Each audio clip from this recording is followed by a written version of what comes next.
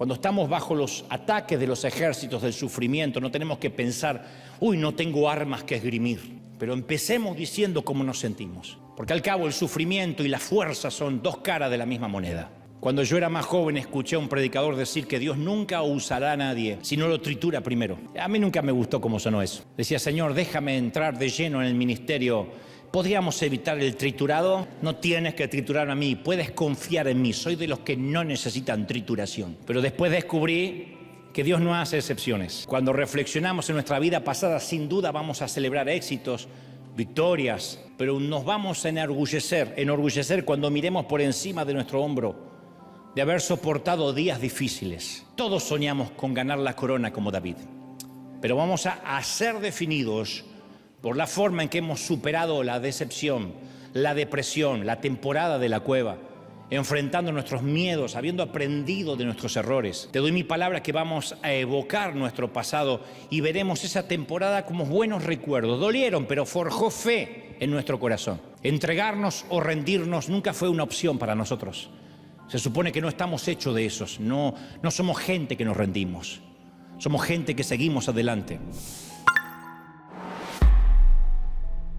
Quizás recuerdes una sola frase con la cual sentiste que tu vida cambió para siempre, al menos del modo en que la conocías. Tu puesto ha sido eliminado, te vamos a dejar ir. Frase muy gringa, por cierto. No quiero que me dejen ir. No, pero te vamos a dejar ir. Ya no te amo. Necesitamos tomarnos un tiempo. Este tumor es maligno. No sé si estoy seguro de querer casarme. Papá, estoy detenido en la comisaría. Tu madre y yo vamos a divorciarnos. Mamá tuvo un ACV. ¿Cuánto tardas en venir hasta el hospital? A veces es una sola frase que es como que nos tiraran de golpe nuestras torres gemelas. Es un 911, un punto de inflexión, un parteaguas que nos arranca de la normalidad y nos mete en un universo nuevo, como si nos tiraran a veces de un tren en marcha, de un automóvil en plena autopista. Y caemos de golpe en un mundo que no conocíamos, que siempre nos parecía que todas esas cosas le sucedían a extraños. Pero de pronto una frase nos arroja al valle de los que lloran, al nuevo vocabulario de la quimioterapia, el análisis, diálisis, el desempleo, la rutina semanal, las visitas a un asilo de ancianos, la rutina de esperar el parte médico a las 6, 7 de la tarde. O a lo mejor, digo, no es solo una frase. A veces algo que nos pasa en tan solo fracciones de segundo y crack, la vida ya no es como la conocíamos. Puede ser algo tan sencillo como apretar una tecla equivocada en la computadora y en cuestión de segundos perdimos todo el trabajo de meses. Eso a mí me pasó una vez. Entonces la calma explotó y todo de pronto se transformó en caos porque no estábamos divirtiéndonos, teníamos que entregar un trabajo, una tesis, un libro, lo que sea. O nos enviaron un texto a medianoche diciendo que nuestro padre se acababa de descompensar y que lo acababan de llevar al hospital en una ambulancia y adiós sueño reparador, adiós al plan que teníamos para esa noche, bienvenida vigilia trasnochada que puede que sea la primera de varias. Fuimos al buzón y encontramos una carta del IRS donde nos informaban que nos harían una auditoría. Eso nunca es bueno, no nos gusta, entonces decimos hasta luego, calma. O nuestra hija adolescente entra en la habitación y dice tenemos que hablar, y nos confiesa que tiene un retraso importante en su periodo, que no sabe cómo sucedió exactamente. Nosotros sí sabemos cómo sucedió. Si vivimos algo de eso, seguro sabemos que la vida puede ir de la calma al caos en cuestión de segundos. Eso no excede a nadie, no hay excepciones. No es necesario estar en un país tercermundista, en medio de una guerra. A veces una noticia, una frase nos cambia la vida. Sin advertencia, sin previo aviso, sin preparación. Son golpes a traición que se agazapan a la vuelta de la vida, sin pronósticos de clima, sin alertas de huracán. Y lo peor de este tipo de valles es lo difícil que es tener amigos con los cuales poder ser honestos, contarles lo que nos está pasando sin temor a ser juzgados o que van a regar el chisme. Alguien definió a estos momentos como depresión, que es la grieta entre lo que esperamos y lo que en realidad estamos viviendo. Es la diferencia de lo que ansiamos y lo que estamos experimentando. Por eso Esta es una palabra, este es un mensaje para esta gente, para la gente que se siente o se ha sentido aplastada en algún momento de la vida por circunstancias que no vimos venir, por cosas que no esperábamos que nos sucediera. Esos momentos en que nos sentimos que todo se desmorona y lo que creíamos sólido nos dimos cuenta que era nada más una torre o un castillo de naipes. Cuando se nos mueve el piso, cuando caemos en picada y nos encontramos sumergidos en una avalancha de preguntas, de inquietudes, cuando todo aquello en lo que creíamos es cuestionado, diseccionado, debatido, sacudido hasta la médula y hasta el último átomo de nuestro ser se pregunta, ¿por qué a mí me está sucediendo esto? ¿Y por qué? Insisto, de manera artera, casi sin previo aviso, sin que lo esperáramos. Es como un golpe al boxeador por debajo del cinturón, sentimos que es contra las reglas y nos preguntamos si alguna vez nos volveremos a poner de pie. Y no tenemos idea cómo seguir adelante, cómo se reconstruye una vida que fue soplada en un instante, cómo se reconstruye algo que creímos que iba a perdurar para siempre y de un minuto al otro se destruyó. Muchos hemos pasado varias noches llorando en silencio, mirando la oscuridad a través de la ventana de nuestra casa o del dormitorio, sin poder pegar un ojo a pesar del cansancio físico, contemplando una noche oscura que a veces sentimos que es el reflejo de nuestra propia alma y parece que la hora no pasa, la noche no trasciende. Ni siquiera es necesario que haya sido, insisto, un evento de una magnitud innegable como un divorcio o una muerte. A veces solo es el impacto acumulativo. Los psicólogos dicen que el simple efecto residual, el habernos tragado durante tantos años el estrés, a veces termina erosionando y estallamos y no sabemos por qué. Es el efecto residual. Residual, aquella famosa frase, la gota que rebasó el vaso. A veces es un pequeño detallecito, un hijo que hace un berrinche, no encontramos un estacionamiento y de pronto estallamos de una manera desproporcionada y el que nos mira dice, mira, qué loco, qué loca.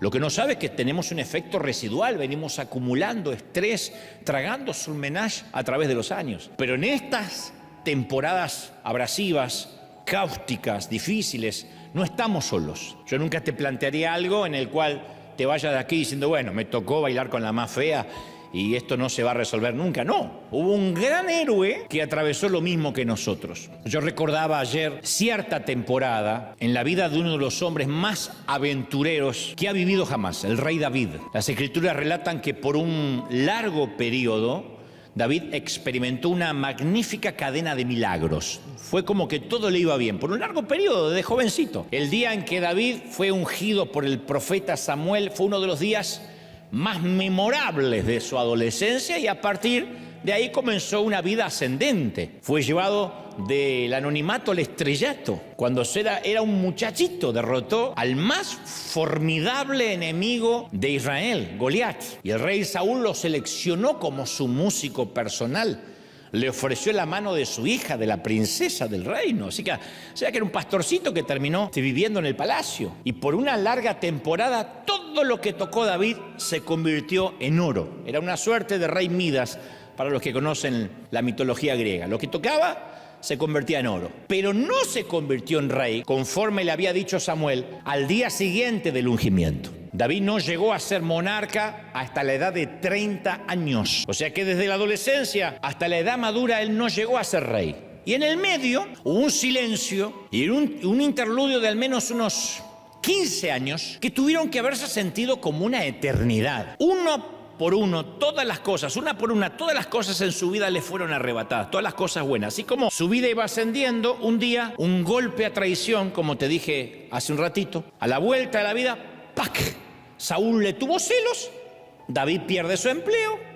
No solo pierde su empleo, pierde su salario, también pierde su seguridad personal porque aparentemente su suegro lo quiere matar. Y tú creías que tenías problemas con la suegra, peor es este. Y como si fuese poco, su matrimonio también termina en fracaso. La historia tiene detalles que no tenemos tiempo de excavar ahora, pero de pronto, así como todo le iba bien, pierde a su suegro, el trabajo, el salario, la seguridad, a su esposa, pierde a su mentor Samuel, que fallece, a su mejor amigo Jonathan, que no puede irse del palacio y tiene que estar de algún modo del lado de su padre. Jonathan era el hijo de Saúl. Así que David sabía que todo el mundo observaba lo que él hacía. Su cuñado no quiere saber nada con él, su suegro lo quiere matar, su esposa no quiere saber nada. Y todo el mundo está observando eso. Todo el mundo conocía los horribles detalles de sus problemas familiares. No había redes sociales, pero aún así conocían sus problemas. Su suegro, insisto, lo odiaba, su esposa le dio la espalda. El cuñado le dice, Jonathan, yo no puedo hacer nada por ti ahora. Y por si fuera poco tenía que huir David para preservar su vida. Eso es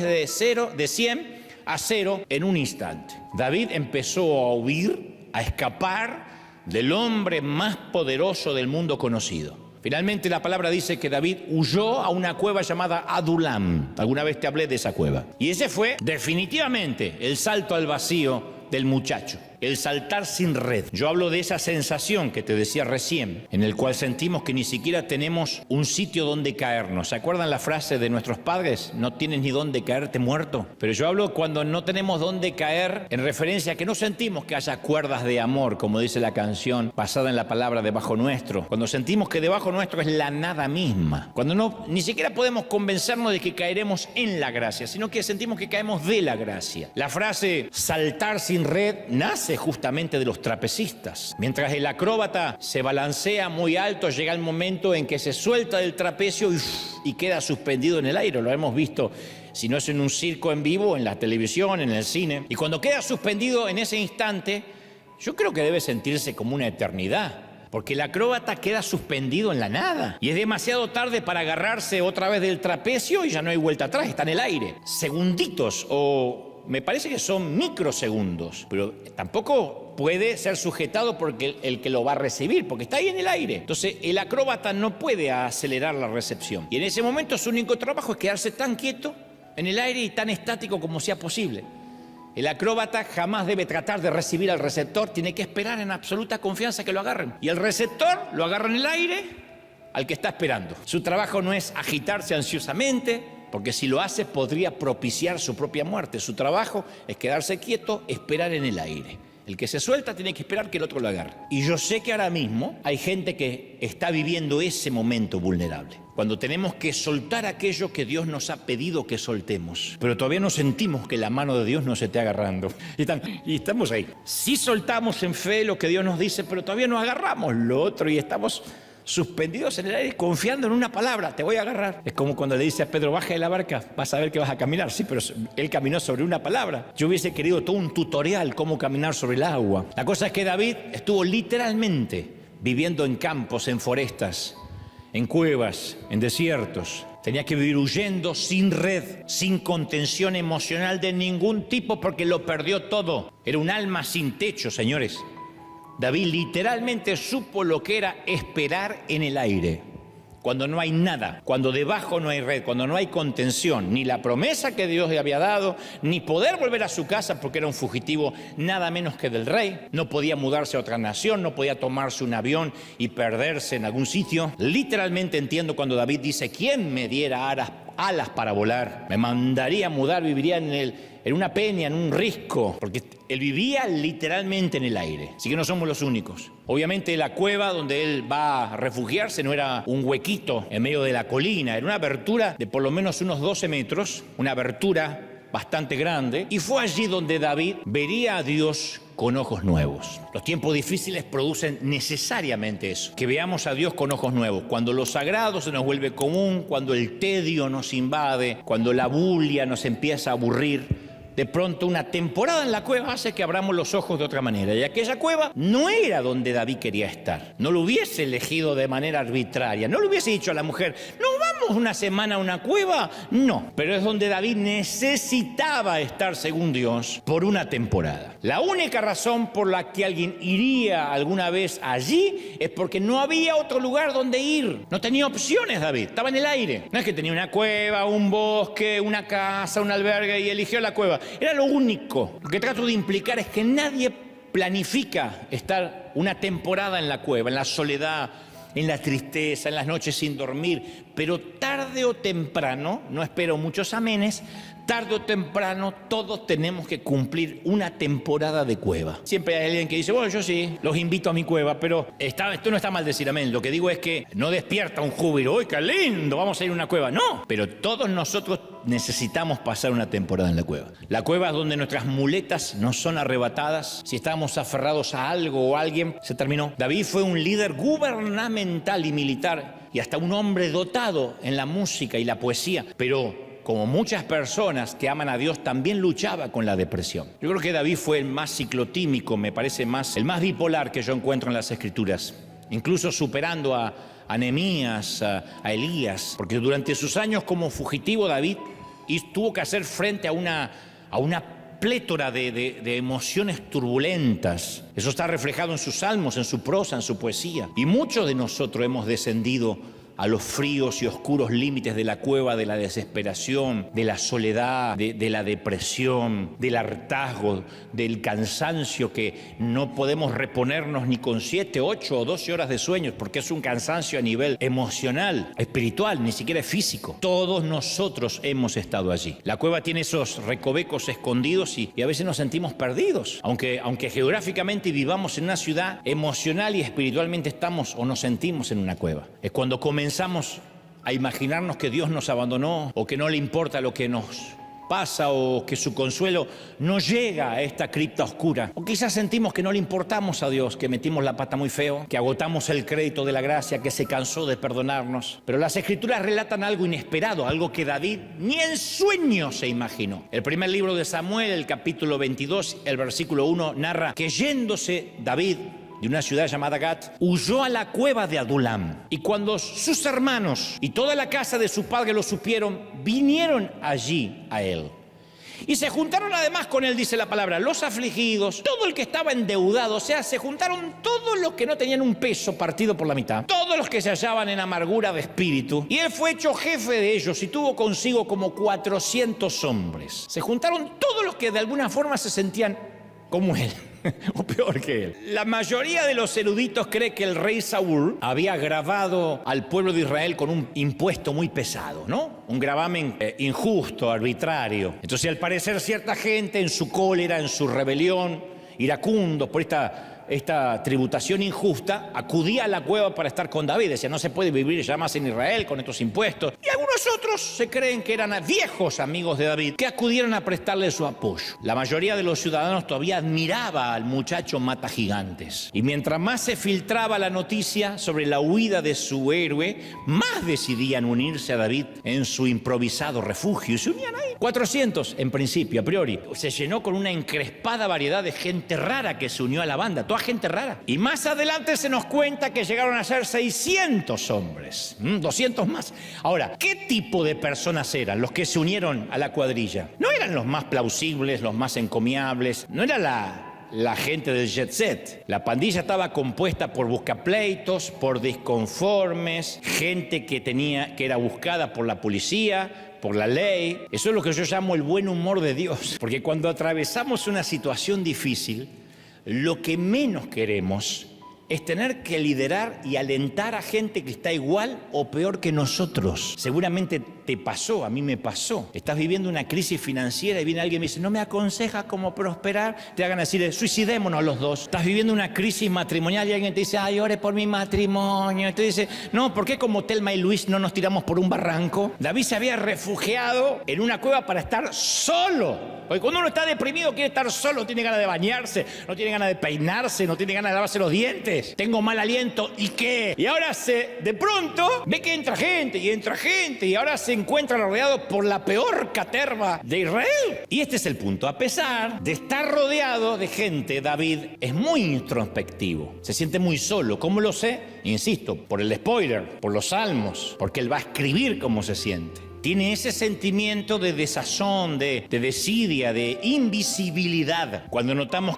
que quizás la invisibilidad no tiene que ver, insisto, con la viudez, con el divorcio o la orfandad necesariamente. Yo puedo saber que hay gente que puede sentir invisibilidad cuando nota que su propia familia ha estado creando recuerdos y compartiendo experiencias sin ti. Tú dices, no sé por qué siento que estoy al margen, cuando tenemos esa sensación que siguieron adelante juntos y por alguna razón nos quedamos a un costado del camino. Estar solo es un temor que todos compartimos. Tal vez teníamos personas a nuestro lado y nos abandonaron, o quizás realmente nunca tuvimos personas a nuestro lado. O nuestra vida ha sido tan caótica, tan estresante durante tantos años que no invertimos en nuestras relaciones, y cuando levantamos la vista, las personas amadas se cansaron, desaparecieron. Quizá eres parte de los que no saben a quién llamar para que te recoja en el aeropuerto. Eso puede pasar en una gran ciudad como esta. La soledad no es patrimonio de los que viven en una montaña. No tienes alguien con quien celebrar o con quien afligirte. Tienes una buena idea para compartir, no puedes pensar en nadie así que te venga rápido a la mente que le importe lo suficiente como para soñar contigo. O estás enfrentando una situación difícil en tu trabajo, en tu oficina, y no puedes pensar en nadie confiable para contarle lo que realmente te pasa sin que te traiga problemas. O la mayoría de tus amigas ya están casadas, están comenzando a tener hijos y tú ni siquiera sales con alguien. O tus hijos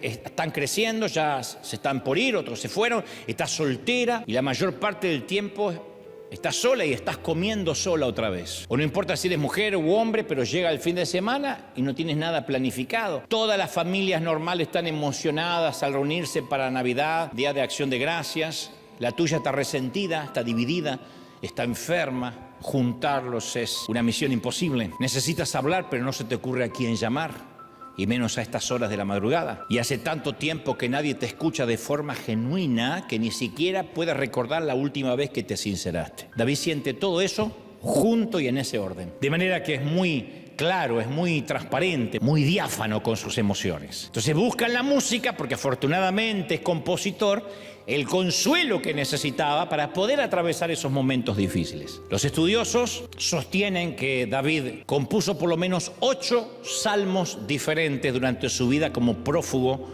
y proscripto de la ley. Y aquí, en el medio del desierto, descubrió lo que significaba darle a Dios un verdadero sacrificio de alabanza. Porque él era un adorador desde que era muchachito. Adoraba cuando cuidaba las ovejas de su padre. Adoraba para calmar los malos espíritus de su suegro Saúl. Pero ahora va a tener que aprender lo que es el sacrificio de alabanza, que es adorar cuando las cosas malas me pasan a mí. Adorar a Dios cuando no tengo garantías de que voy a salir de la cueva. Adorar a Dios cuando no me siento ni empoderado, e insisto, ni con ganas de bañarme, ni con ganas de levantarme por la mañana. Eso es sacrificio de alabanza. Papá, ¿te gusta ir a trabajar? Y no, pero tengo que hacer el sacrificio. Papá, ¿te gusta viajar en avión o en tren o en bus tantas horas para ir a ver a quien sea? Y no, pero hay que hacer el sacrificio. Bueno, esto es sacrificio de alabanza.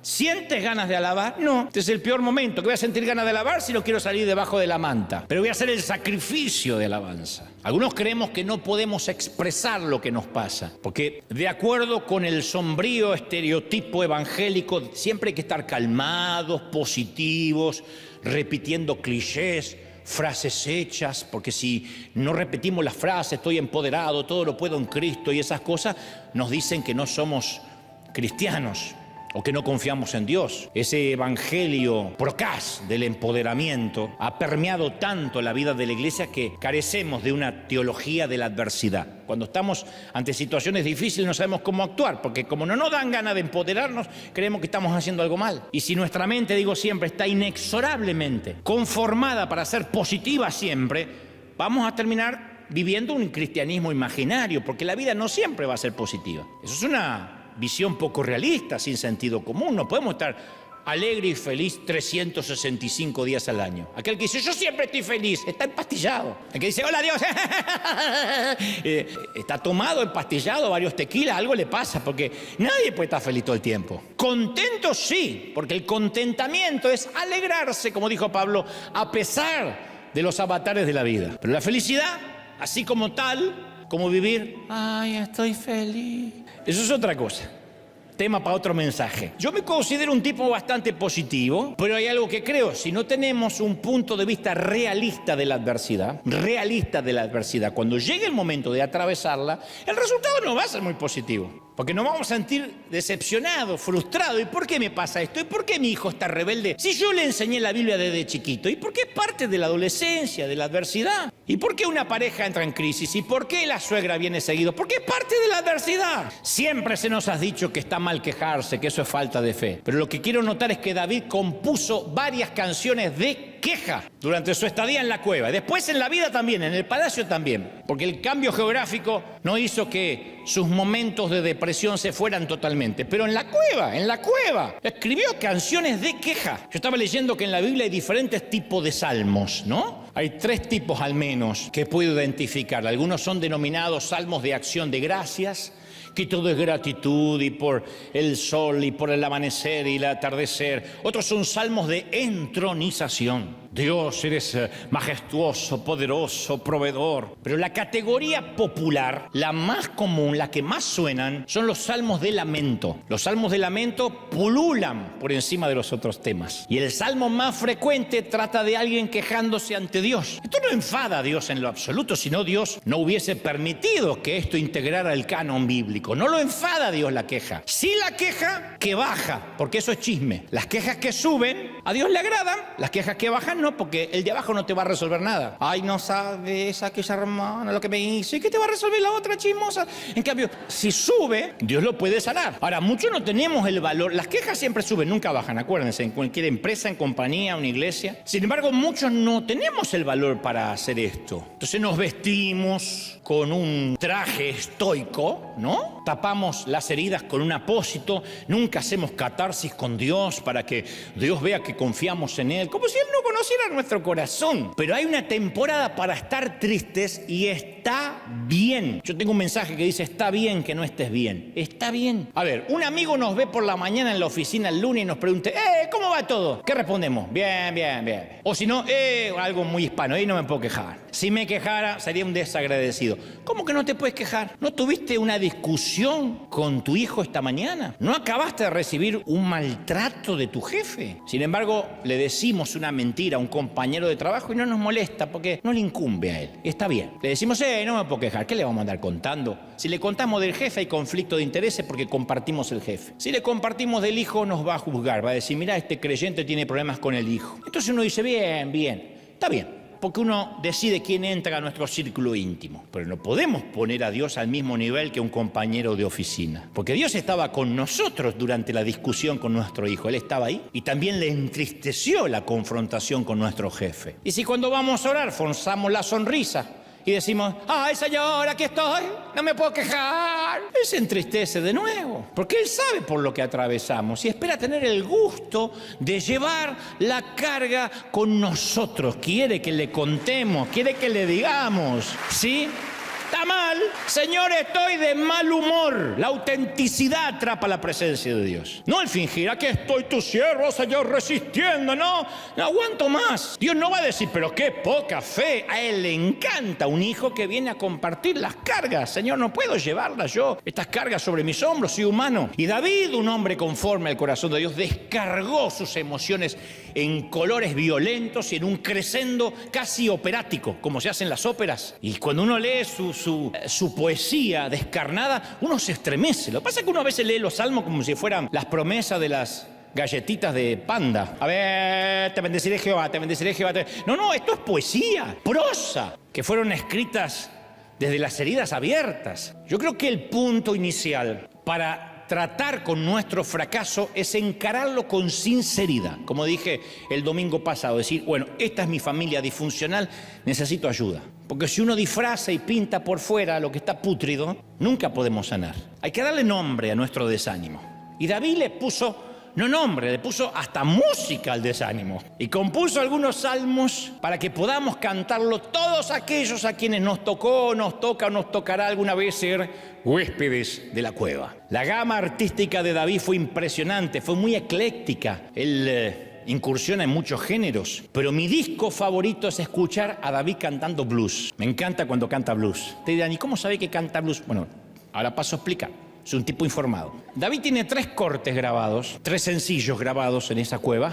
Salmos 34, el 57 y el 142. 34, 57 y 142 son los 3 sencillos que él grabó en esa cueva. El 142, por ejemplo, se describe en su subtítulo, dice: Masquil de David cuando estaba en la cueva. sea que no es una suposición mía, sino que son canciones que escribió cuando estaba en la cueva. Yo llamaría todo este álbum, juntando los 3 salmos, los 3 cortes, el blues de la soledad. Me encanta el blues de la soledad porque la soledad define de alguna manera todos los sentimientos, esa plétora que tiene David en su corazón, de angustia, de frustración, de temor. Diríamos, ¿en qué palabra podría englobarla? La soledad. ¿Por qué digo que cantó un blues? Porque el blues es un género musical que se originó mucho después de David, a finales del siglo XIX, pero eso fue de manera oficial, en el sur de los Estados Unidos. Los esclavos y trabajadores agrícolas afroamericanos crearon canciones para sobrellevar las duras tareas laborales y utilizaban ritmos y melodías que terminarían después en lo que es el blues. El blues se caracteriza por su estructura tiene 12 compases, es una progresión de acordes que se va repitiendo y proporciona el marco ideal para poder improvisar. Eso es lo que tiene el blues, que uno puede improvisar, no son letras complejas como las de Arjona, uno puede improvisar, o la de Jesús Adrián Romero para los religiosos. Sin embargo, yo soy de los que sostienen que el inventor del blues fue David, porque nosotros no sabemos qué tipo de música le ponía él a estas letras. Pero a mí me parece, noto algunos sesgos de improvisación. No hay otra manera de cantar en una cueva, uno improvisa, es como el cántico nuevo, ¿no? Y creo, sin lugar a dudas, me voy a asesorar de esto cuando llegue al cielo, que algunos de sus salmos tienen ese tono único del blues, porque los compuso en una de las temporadas más difíciles de su vida. No puedo pensar en rock, no puedo pensar ni siquiera en una balada, no puedo pensar en una melodía pegajosa, ni siquiera en las melodías cortavenas que escuchamos en la radio. Pienso en el blues, porque, insisto, proporciona los rieles para poder improvisar. Y eso es lo que lo hace tan reales, tan crudos. Las partituras de la cueva son similares a las epístolas de Pablo escritas desde la prisión. ¿Qué hace que tengan esa fuerza 2000 y tantos años después? ¿Qué hace que tengan esa fuerza? Y es que fueron escritas en la celda, en la mazmorra, no en un escritorio cómodo con aire acondicionado, no con 3, 4 secretarias corrigiendo o editando. Es él escribiendo, sabiendo que su cabeza va a rodar por la arena quizá por la mañana. Entonces el contexto hace que ciertas letras sean mucho más potentes. Vamos a notar siempre que cada vez que cantamos cuán grande es él, hay una unción que recorre toda la atmósfera. Cuando cantamos Sublime Gracia pasa exactamente lo mismo. Tienen años, no han podido ser superadas jamás por ningún salmista ni ninguna banda moderna de rock, porque el contexto en el que fueron escritos fue un contexto de dolor, de esclavitud, de represión, y cuando el proceso, la sangre, se mezcla con la inspiración del Espíritu Santo, se produce eso, esa alquimia maravillosa que años después cantamos y no sabemos por qué. La letra tiene algo que nos recorre literalmente el cuerpo, alma y el espíritu. Así que yo me imagino a David, la voz de David, resonando a través de las frías paredes de los corredores de piedra de Adulam. Y al principio es una melodía que se dispersa en la oscuridad, está solo. Toda esa cueva es una caja de resonancia. Así que no necesita David gritar para que su voz se escucha a miles de kilómetros. Así que imaginemos el escenario, imaginemos el momento, la voz es clara, David sabe cantar, puede que esté un poco ronco, pero él sabe entonar, llena de sentimiento como corresponde a un cantante que conoció años de tristeza, de depresión, y comienza diciendo: lo que tú sabes, Señor, es demasiado profundo y hay cosas que yo no puedo entender. Eso dice David: Señor, hay cosas que no puedo entender. Comienza no empoderándose, diciendo palabras de fe: Señor, yo creo que voy a salir de la cueva. Él dice: yo hay cosas que no entiendo. Lo cual, insisto, está bien decirle al Señor: yo esto no lo entiendo. Él no está pidiendo que lo entendamos. Y en otras palabras empieza a entonar algo como que: hay cosas que yo no comprendo, dice David. Lugares a donde yo no iré. Y en su desesperación añade estas increíbles palabras: ¿hasta cuándo, Señor,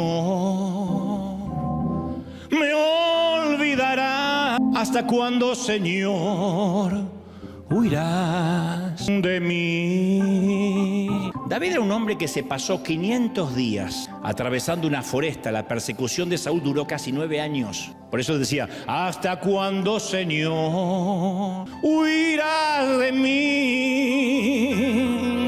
Yeah. Y David escribió este salmo cuando estaba profundamente agotado, emocionalmente deprimido. No podía seguir adelante un día más, una hora más, ni siquiera un minuto más. Y hay alguien que se siente identificado. Una canción suele tener un estribillo, lo que llamamos coloquialmente un coro, pero el suspiro de este salmo tiene un puente que se repite constantemente: ¿hasta cuándo, Señor, me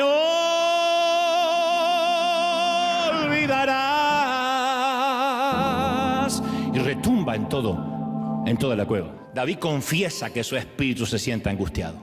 Ahora que digo, qué terminología tan viva, ¿no? David no sabe hacia dónde ir, no sabe qué camino tomar. La vida se le ha convertido en un gran torbellino que se le viene encima y lucha por permanecer firme contra la corriente. Lo único que sabe es cantar. Su vida está atrapada en un nudo de problemas. ¿Qué hebra va a desenredar primero? ¿Viste esas tormentas perfectas donde uno dice, si fuera un solo problema yo lo resuelvo, pero son muchos? Pero esa no es la única emoción que siente. David se siente abandonado.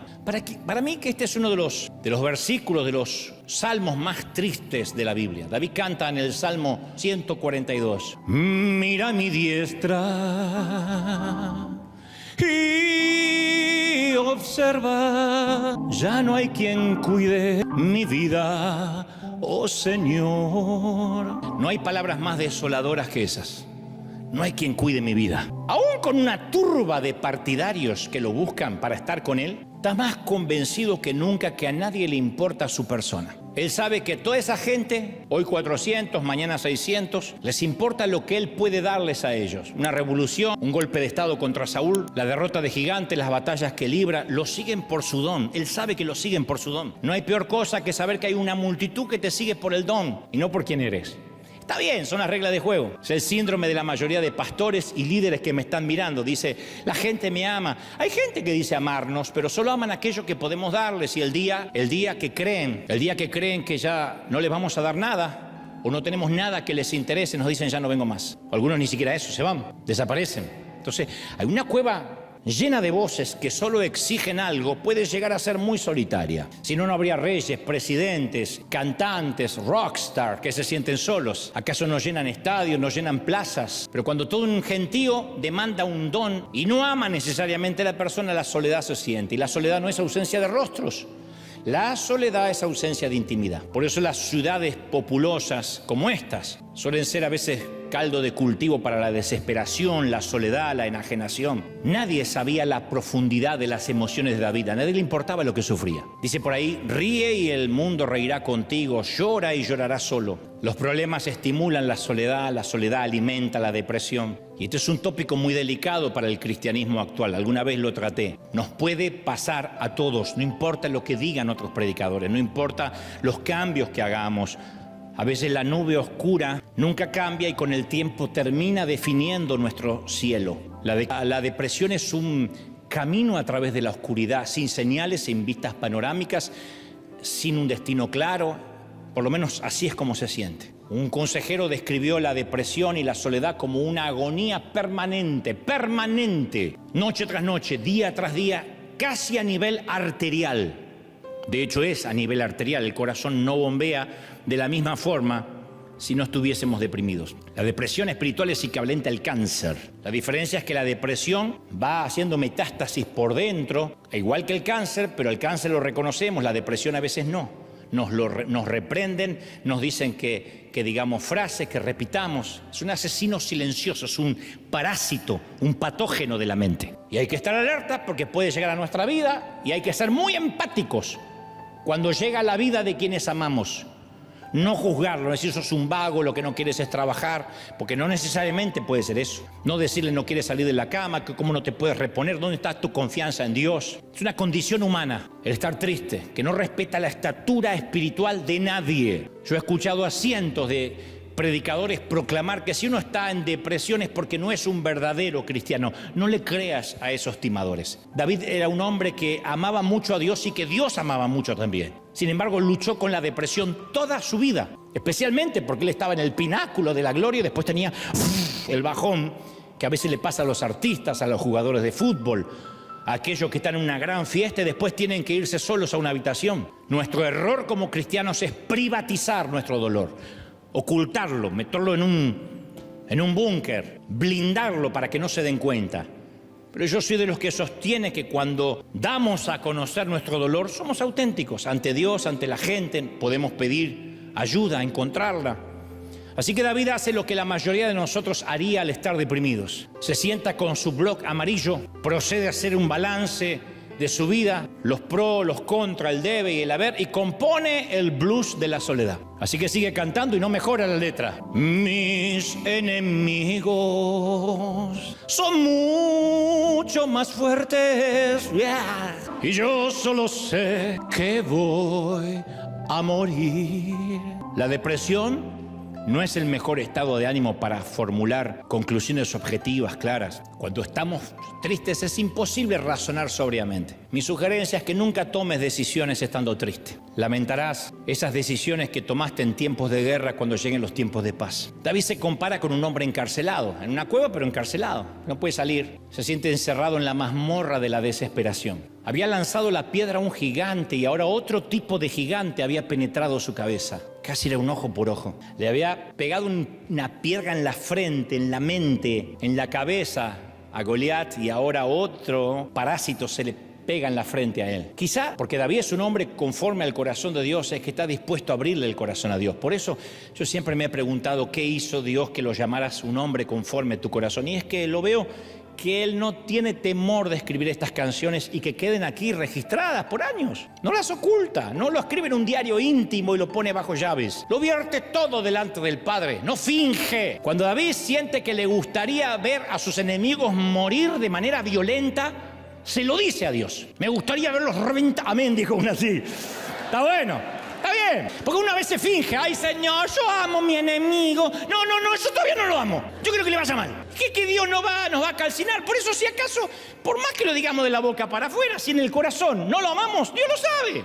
Yo prefiero decirlo, porque ahí es cuando este pueblo adora con los labios, pero su corazón está lejos de mí. Es que no es coincidental el corazón con los labios. Si David se siente mal consigo mismo, se lo dice a Dios. Si tú y yo escribiéramos un libro de salmos o un blues o escribiéramos una canción, ¿con qué exactitud presentaríamos un mapa descarnado de nuestra alma? La oración tiene que ser ese momento de comunicación directa con Dios, sin restricciones, sin ningún tipo de censura. Por eso la Biblia recomienda cerrar la puerta, porque lo que vas a hablar va a morir ahí entre tú y Dios. David verbalizó, articuló sus problemas ante Dios y los desplegó así, como si fuesen un gran rollo que contenían las angustias de aquel blues de la soledad. Y cuando llega el momento de escribir el estribillo, el blues de David se transforma en un canto de triunfo de a poco. Yo digo, ¿cómo llegó a ese punto? Porque empezó diciendo, me voy a morir. Esta letra que yo te estoy cantando son literalmente los salmos que escribió. Él en un momento comienza a ver a Dios. Dice en un momento, respóndeme, oh Jehová, alumbra mis ojos para que no me duerma de muerte, para que mi enemigo no se jacte en decir, ¡ja, está vencido! Alumbra mis ojos. A mí me fascinó la frase,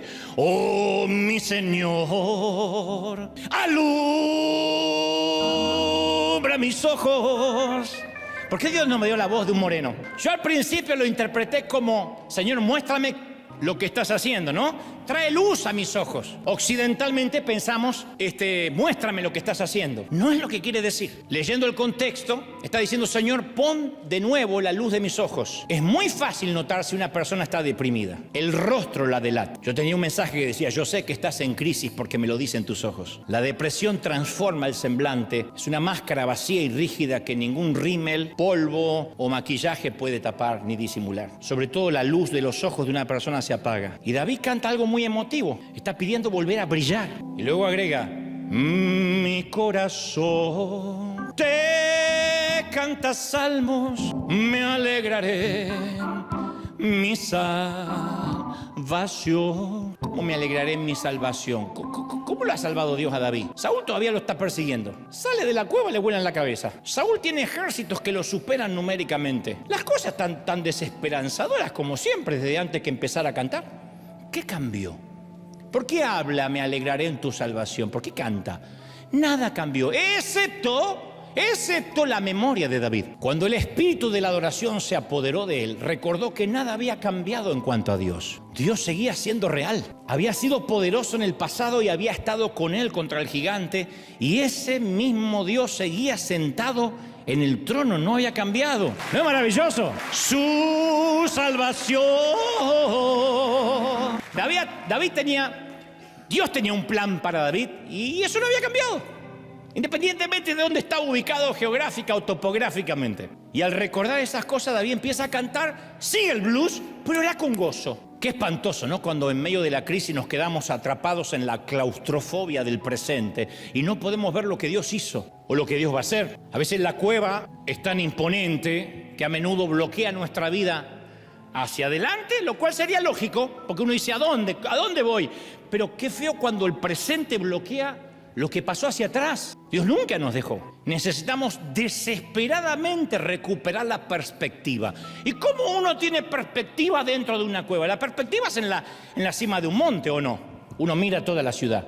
¿Y en una cueva qué mira? La adoración empieza a dar perspectiva. No podemos cambiar el futuro hasta que llegue, pero podemos obtener sabiduría y fe del pasado. Lo único que ha cambiado es tu topografía. A lo mejor que en vez del palacio ahora te toca estar en la cueva, pero Dios, insisto, sigue en el trono. Dios no se ha movido. Y de pronto experimenta David una asombrosa toma de conciencia que casi es una epifanía. Cuando estaba derramando su corazón diciendo estoy triste, Dios ya empezó a ocuparse de él y su depresión. Nunca estaremos en un lugar que no sea exactamente donde Dios esperaba que estuviésemos. David nunca pudo encontrar una cueva tan lejana, tan inhóspita, que estuviera fuera de la jurisdicción del Señor. Podía ocultarse, de hecho lo dice en una de sus canciones, puedo subir hasta lo más alto, hasta lo más bajo del océano y allí tú estás. Él no pudo encontrar una cueva en la que Dios no pudiera entrar. Así que empieza a decir, saca mi alma de esta cárcel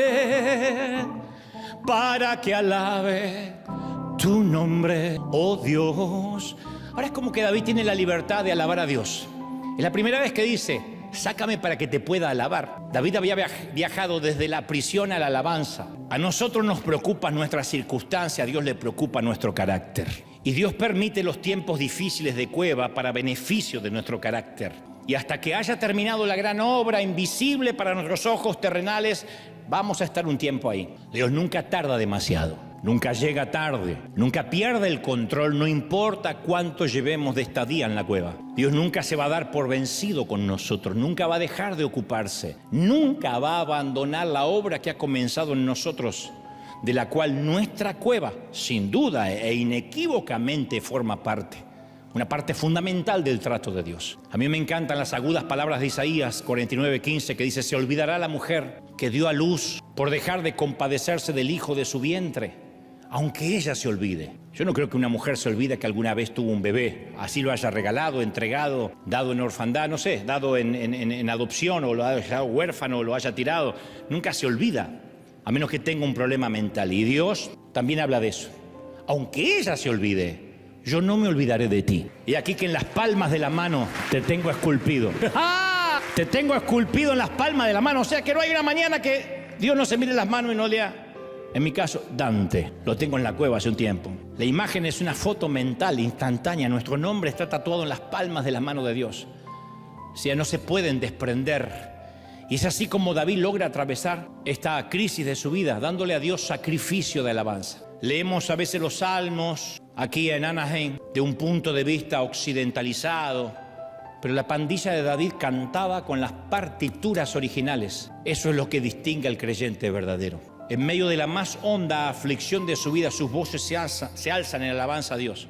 En medio de una familia destrozada, junto a los escombros de una salud arruinada, al salir de la trágica pérdida de un ser querido, con una voz quebrada por las lágrimas, se eleva un blues hacia el cielo, que al principio es queja, hasta que se transforma en adoración y después alabanza. Esto ha ocurrido siempre en las crueldades obscenas de un campo de prisioneros, en una nación hegemónica y totalitaria donde cazan y matan a los cristianos, en una vida sin salud, en que la muerte es la única certidumbre que tienen algunos creyentes. De alguna manera, contra viento y marea, se escucha un cántico en la oscuridad. Nunca hubo una aflicción tan fuerte que pudo hacer callar el cántico de la iglesia. Porque la adoración, la alabanza, no solo beneficia a Dios, sino también al que la ofrece. Por eso los africanos, los afroamericanos aprendieron eso.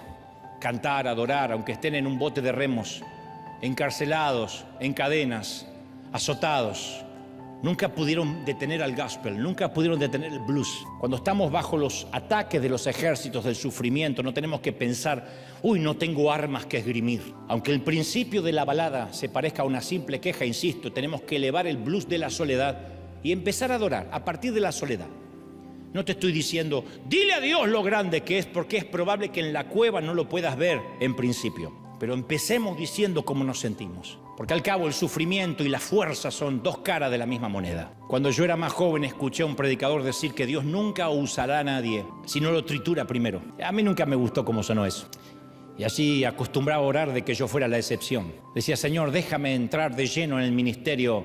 ¿Podríamos evitar el triturado? No tienes que triturarme a mí, puedes confiar en mí. Soy de los que no necesitan trituración. Pero después descubrí que Dios no hace excepciones. Cuando reflexionamos en nuestra vida pasada, sin duda vamos a celebrar éxitos, victorias, pero nos vamos a enorgullecer cuando miremos por encima de nuestro hombro, de haber soportado días difíciles, de superar enormes desafíos. Todos soñamos con ganar la corona como David, pero vamos a ser definidos por la forma en que hemos superado la decepción, la depresión, la temporada de la cueva, enfrentando nuestros miedos, habiendo aprendido de nuestros errores. Te doy mi palabra que vamos a evocar nuestro pasado y veremos esa temporada como buenos recuerdos. Dolieron, pero forjó fe en nuestro corazón.